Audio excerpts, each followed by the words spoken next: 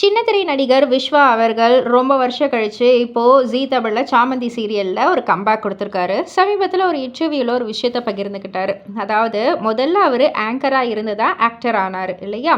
So எது ரொம்ப ரொம்ப கஷ்டம் அப்படின்னு வந்து கேட்டதற்கு அவர் வந்துட்டு, அஃப்கோர்ஸ் நான் வந்து நடிக்க தெரியாமல் தான் நான் வந்தேன், அதனால் எதுவுமே வந்து கஷ்டம்னு எனக்கு கிடையாது, என்னை வச்சு டைரக்ட் பண்ணுற டைரக்டர்ஸ்க்கு தான்ற மாதிரி ஃபன்னாக சொல்லியிருந்தாலும், ஒவ்வொரு சீரியல்லையும் அவர் வந்து ரொம்பவே கரெக்டாக ப்ராமிசிங்கான ஒரு ரோல் தான் வந்து பண்ணியிருப்பார். ஸோ எனக்கு கிடைச்ச டேரக்டர்ஸ், ப்ரொடியூசர்ஸ், எனக்கு கிடைச்ச அந்த கேரக்டர் ரோல் எல்லாமே வந்துட்டு பெஸ்ட்டாக இருந்ததால் என்னால் வந்து சஸ்டெயின் பண்ண முடிஞ்சது அப்படின்ற மாதிரி சொல்லியிருந்தாங்க.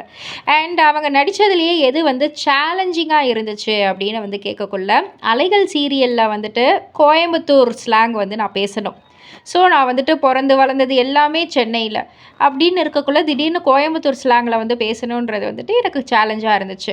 அதே போல் கோலங்கள் சீரியலில் வந்துட்டு யூஎஸ் ரிட்டனாக அந்த ஒரு அசன்ட் இருக்கும், அந்த ஒரு இங்கிலீஷ்லேயே அந்த ஒரு அசன்ட்டோடு வந்து பேசணும், அமெரிக்கா ரிட்டன் அப்படின்னக்குள்ள அது கொஞ்சம் சேலஞ்சாக இருந்துச்சு. மற்றபடி சேலஞ்சாக இருந்தது ஒரு சீன் அப்படின்னு வந்து கேட்டிங்கன்னா, மெட்டிஒலி சீரியலில் வந்துட்டு கிருத்திகா தாலியை கட்டிட்டு போவாங்க ஒரு சீன். அந்த சீன் வந்து ரொம்ப ரொம்ப சூப்பராக வந்துச்சு அவுட்கம். நான் அதில் வந்து அழுணும், சிரிக்கிறத விட அழுவுறது தான் சேலஞ்சிங்கான ஒரு இது. அந்த ஒரு சீனில் வந்துட்டு எனக்கு ரொம்ப ரொம்ப சேலஞ்சிங்காக இருந்துச்சு. அந்த கிரெடிட் எல்லாமே நம்ம டைரக்டர் திருமுருகன் சாருக்கு தான் போகணும் அப்படின்ற மாதிரி வந்து சொல்லியிருந்தாங்க. ஸோ இதை பற்றி நீங்கள் என்ன நினைக்கிறீங்க? உங்களுடைய கருத்து என்ன அப்படின்றத கீழே உள்ள கமெண்ட் பாக்ஸில் குறிப்பிட்டு சொல்லுங்கள்.